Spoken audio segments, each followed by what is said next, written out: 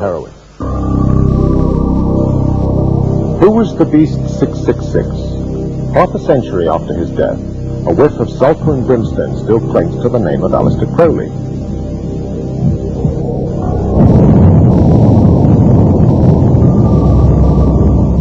In the 20s, the Beaverbrook newspapers christened him the wickedest man in the world. By the 60s, he was a flower power hero, credited with the philosophy of doing one's own thing, and appearing in the Beatles' pantheon of people we like, on the cover of Sgt. Pepper, between Mae West and an Oriental guru. I do not wish to paint Crowley as either saint or Satan, but I do think he qualifies as one of this century's good ideas, as an innovator, a religious synthesizer who required that we think for ourselves. Satanism is the worship of Satan, or shaitan, the Hebrew word for adversary. This muddled accusation, levied on the shade of the notorious drug fiend, occultist, and author, has not gone away yet. The Beast's insouciance and sexual panache was starred on Lord Byron, though the later poet had to invent any titles he wanted. And invent he did. A whole pseudo-aristocratic wardrobe, Baron Svarov, the Laird of Boleskine, the Comte de Belstray, the Ipsissimus, magical grade, the very thing itself. The Beast died in a boarding house in Hastings in 1947. The Hymn to Pan, a fine poem by Crowley, was read at his funeral.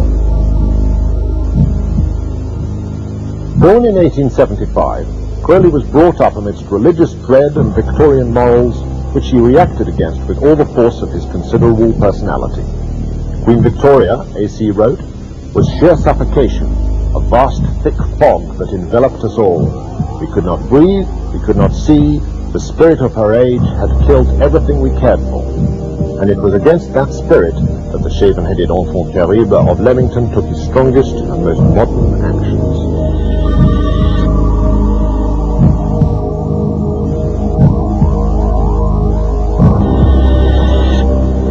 When young, Crowley belonged briefly to the Magical Society, the Order of the Golden Dawn, along with W.B. Yeats. But unable to brook chastity or competition for long, the bully boy of British magic appeared in the inner sanctum, dressed in a kilt, playing the bagpipes. Crowley was duly expelled from the order, finished a number of rituals, and started his own.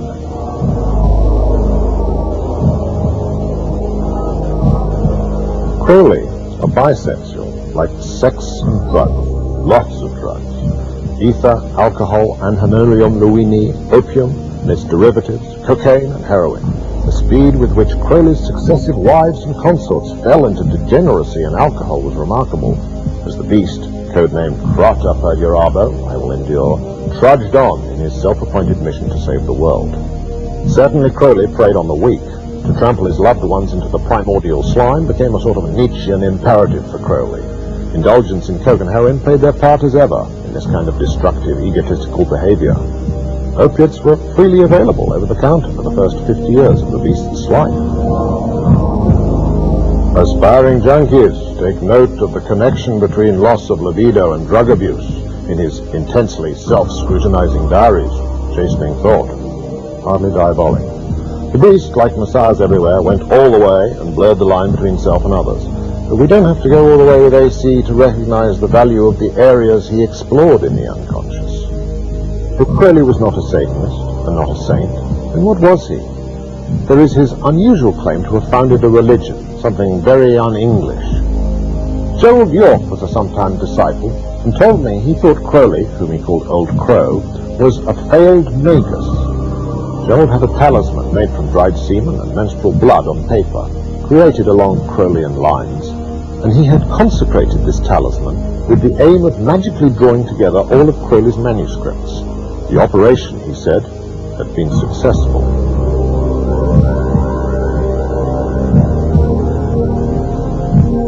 In the early days, Crowley had a private income. In later years, when he lived off his disciples, he does not appear to have abated his roaring persona, testing the limits of social behavior by biting unlucky women on the back of the hand to draw blood, Mr. Crowley's unforgettable serpent kiss, sometimes by cooking inedibly hot curries. Oh, then Mr. Crowley has done it again, or slyly defecating on the rugs of his hostesses to tell them, what exactly are you trying to say, 666? But went up against the nuclear merchants and other genocide enthusiasts of the 20th century, gross social behavior seems a quibble. And does not the master Gurdjieff say, always astonish? Gurdjieff, who bought and sold carpets to keep his harem going, couldn't stand AC, and on their one meeting the Turkish sage told him, "Get out, you dirty inside." As a rule, maguses do not get on.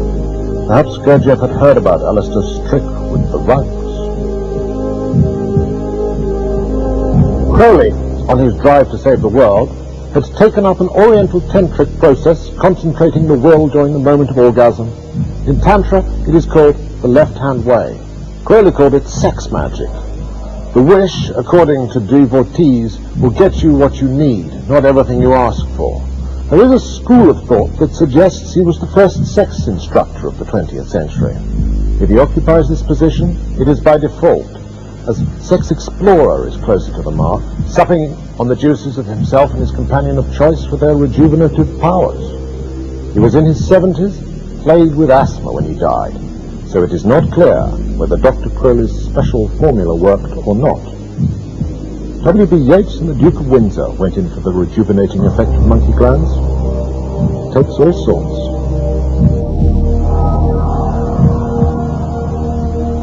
Another of the charges leveled against Crowley is that he was once a German spy. It is true that he wrote for the German newspapers when he lived in New York during the First World War.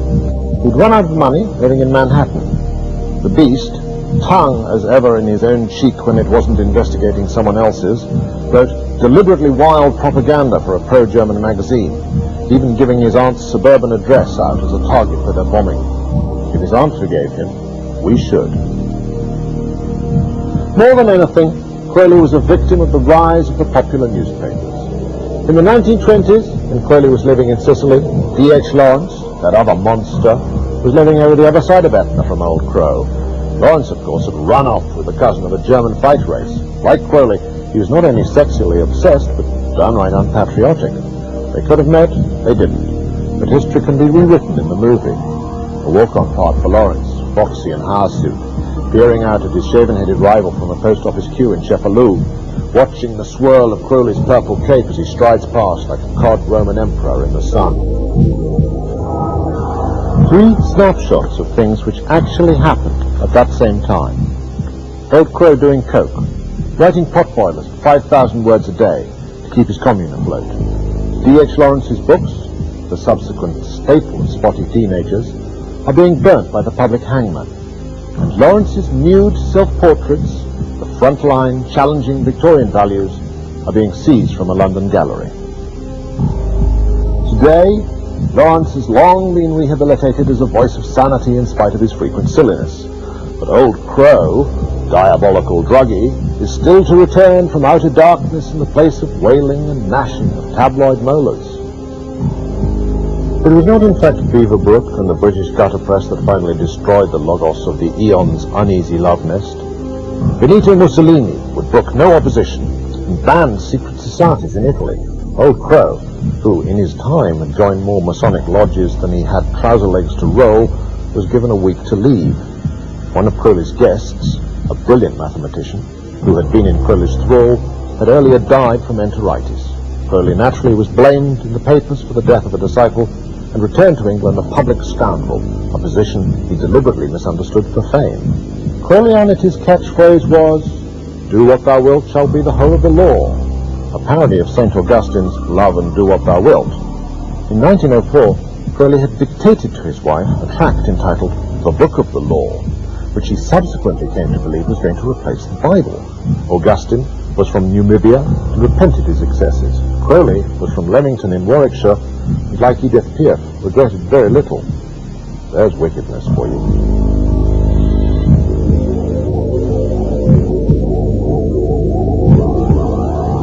So, is AC a good thing?